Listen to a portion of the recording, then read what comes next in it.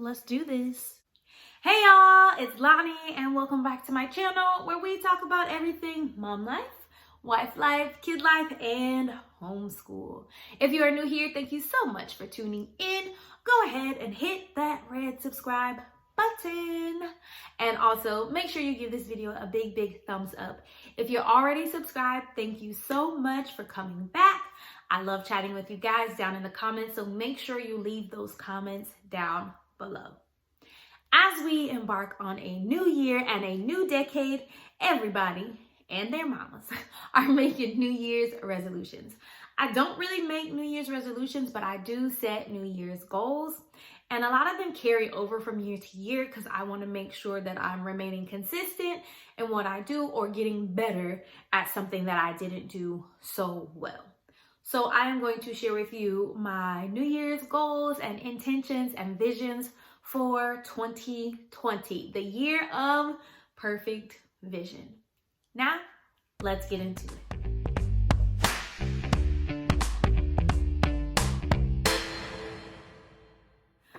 All right, y'all. So how crazy is it that we are coming up to a new decade, 2020? What I think is really cool is that I was born in the 80s and I've seen the 80s, the 90s, the 2000s, the 2010s, and now, God willing, 2020s. Like, that is crazy.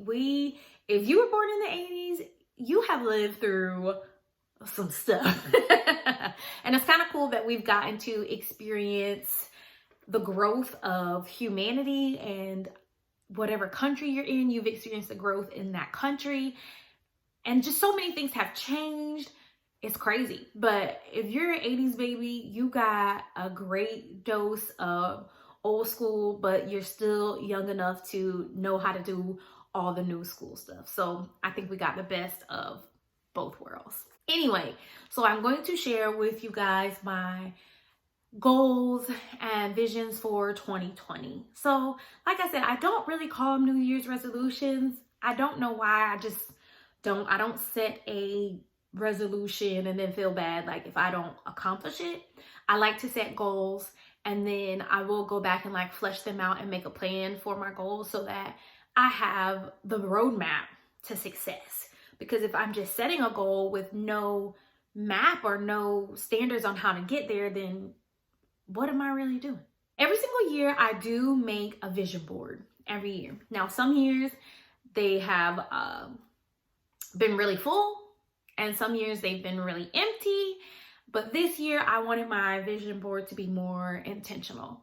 So I have not actually finished creating my vision board because I really wanted to plan out and not just like thumb through magazines and pick out cool pictures and cool words. I just want it to be very meaningful to my life and my visions and my goals. And I just don't want it to be like cutesy and fill up paper. So the first thing I did was I made a plan. Sidebar, my husband got me this really cute planner for Christmas. It's the Amazing Grace 2020 planner, and I like it because I can put slots in there for hourly times to keep me on track for like work. So I really like that. And then it also has scriptures in it. It has your goals for the month. It has places for you to write notes, and I bought some really cute planner stickers to go in there. But I digress. So inside of my planner, I have already started writing down my 2020 plans and visions. What I did is I created categories, and I'll share some of the things that I put in each category. And these are going to be the things to help me create my visual goal or vision board for 2020. You want to be, and I want to be intentional in my goal setting and not just randomly setting things. So let me tell you the categories that I use. You can do whatever categories that you want, but these are my goals, the things that I want to focus on for 2020. Okay, so fitness, personal, family, marriage, finances, business, health, and homeschool. And some of them are personal, so I won't share everything in there with you, but I will share some. Okay, so let's start with fitness. Everybody sets a fitness everybody sets a fitness New Year's resolution. I've been going ham in the gym for about a year and a half now. So it's really not a thing to me. I did injure myself, so I have not been to the gym in about 2 months. So I just want to get back on that horse and continue with what I was doing. So I just wrote down, go to the gym 3 to 5 times per week, which is already what I was doing. So once my injury fully heals, hopefully in the next couple weeks here, I can get back in the gym and do my normal 3 to 5. Now, if you do not go to the gym, please don't set yourself up for failure and set a goal like that 3 to 5 times per week. Start off with something small. Once you get used to that, then just increase it. No, who said that your New Year's resolution has to be like the end all be all? That should be like baby step 1. You know what I'm saying? So we have been on our debt-free journey coming up on a year now, and it is going very well. But I am feeling the pressure of wanting to spend because we've just been like really tight with what we've been spending and doing in this last year. So I want to remind myself what the end goal is to be completely debt free, except for our home mortgage. And that will hopefully keep me very, very focused. I'm pretty frugal anyway. So I think that it has been the issue. I'm already frugal, and then being, put in like to this box with our budget planning has been a little bit strenuous for me, but I know that I can make it. We can do it. We can do it. So I want to continue to be a good steward over my finances and make sure that I am not frivolously spending money when I don't need to. Also have a goal on here. I'm not going to give you the dollar amount because it's personal, of how much money that we would like to give and donate for the year. And the whole goal is to be able to earn more so that we can give more. So I'm hoping that we can surpass our giving goal from last year this year. I also have a savings goal. I'm not going to tell you that number because it's none of your business. But make sure that you have a savings goal when you are creating your vision for the new year. You always want to have, a little bit of cushion, because you never know. Things happen, and if you live paycheck to paycheck, it may be very difficult for you to have savings, but every little bit counts and it adds up. Even if you can only save $5 a week, then save $5. All right, I have been a pescatarian now for 2.5 years, 3 years, in my early 20s and right when I graduated high school. So for about 5 years, I was vegetarian, because in college, you are broke and healthy food is expensive. I went back to eating meat because it was cheaper for me, cheaper for me as a college student to eat meat that may have cost me like $2 than to eat veggies and substitutes that are like $7, $8, when back then I don't even know how much I was getting paid an hour. So I really couldn't afford it. Anyway, so I stopped doing that. So now I am pescatarian, but my issue is I'm very stuck in a rut with my recipes, and I don't particularly like cooking. So I'm trying to make it a point to start to enjoy the process of cooking and finding recipes. So I want to find more pescatarian recipes and more vegan recipes so that we can start to drift more towards the vegan options than anything else. So yeah, finding my own love and passion for cooking, and also making food exciting again. I set a goal for my family, and that is to spend more time together. Now, I thought we were doing really well spending time together, but out of the mouths of babes, my kids told my husband and I this past weekend that they feel like they spend all the time with me and that they don't get to spend a lot of time with him. So I want to make it a point that we are spending more time as a whole family, even though, daddy works a lot, but we still need to notch out that time so that they don't feel, one-sided. But plus, they said he's the fun parent and I'm the strict parent.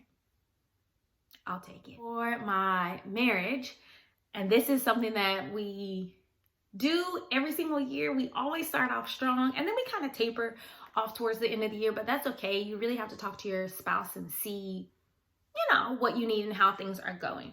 So date night. Even if you do it once a month, once a quarter, once a week, whatever works for you. I want to try to do date night twice a month. That's usually what we do, try to do twice a month and try to stay consistent with our date nights. That is one of my marriage goals for 2020, is to make sure that we are getting our couples time in, our couples time away from the children at least twice a month. Another goal that I have for 2020 it's a personal goal, and I wrote down alone time, but let me explain that. So I do get time to myself, but I tend to not do things that I want to do in my alone time.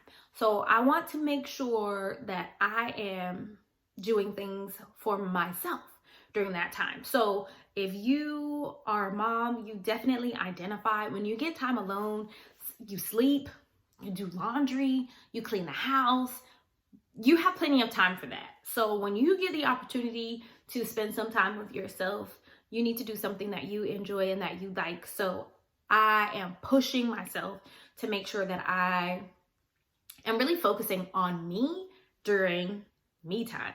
Who would have imagined? Focus on me during me time. A novel idea, right? And another personal goal that I have is to read in the Bible a lot more. Yeah, so a lot of times like you hear things, but once you read it and you can decipher it and understand it, it means so much more to you. So my husband got me another really awesome gift for Christmas.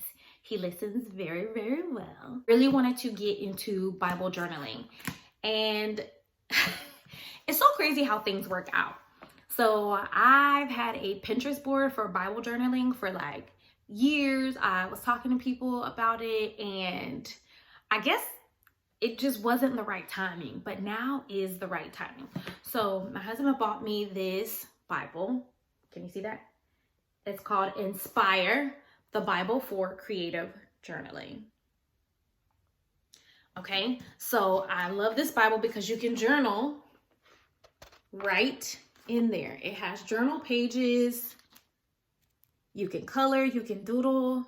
And this is one of my goals for 2020, is to get through as much of it as possible, but not just read it. So I probably won't get through the whole thing this year. I don't want to just read the Bible. I really want to sit down and study it and to understand it and to be able to decipher important meanings from the Bible. So this was a 2020 goal, but as soon as I got this, I already started. So right now, let's see if I can find it. Okay, so see, I already have notes in Matthew. I have notes already in John. So I've already started going through, highlighting, making my notes. I'll probably order some journaling pens and markers and pencils. So if you have any good suggestions for Bible journaling supplies, let me know down below, because I'll be reading this bad boy all 2020. Right, and on the business side, I really want to, my power word this year for business is serious. Like, serious. I need to take my business seriously. I need to take myself seriously. And what I mean by that is I have a tendency to really like downplay my accolades and my abilities. And I'm just like, I'm just a regular girl. I'm just like everybody else. And I am, but I cannot forget or downplay or let go of all of my abilities and the things that I can offer. So I need to take myself serious in that aspect. Hopefully that makes sense.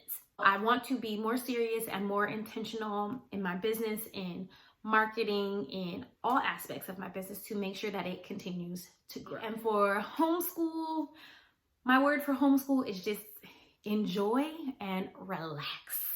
So I do want it to, of course, still be structured, because that seems to work much better for us than a free flow.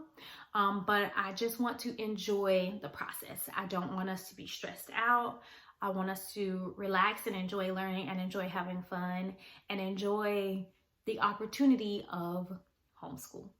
So 2019, if I could sum up 2019, I would sum it up as the year of change. So many changes took place in my household and my family. I left my job. I was a classroom teacher for 5 years. It was, I do believe that I am called to teach. I don't think the place I'm called to teach is in the classroom. So I had to leave that situation. So that was a huge change. I went to teaching full-time online. Then I launched my own online tutoring business. We decided to pull our youngest out of school and begin homeschooling. We've also decided to go through our debt-free journey. So many changes in 2019, but as crazy as they may have been, I'm very thankful and grateful for them all because they just set the tone for how our new decade, how 2020 is going to be, and I already know that we are going to rock it. So all right, guys, that's all I have for you today. I hope you enjoyed hearing about my 2020 goals and visions and how I kind of set it up. Also, I didn't show you my vision board in this video because I'm not finished with it yet. But what I shared with you was my outline for my visions, which will help me create my vision board. As soon as I get that completed, I will gladly share it with you guys. Down in the comments below, make sure you share with me what is your power word for 2020. And I will see you in the next one. Bye.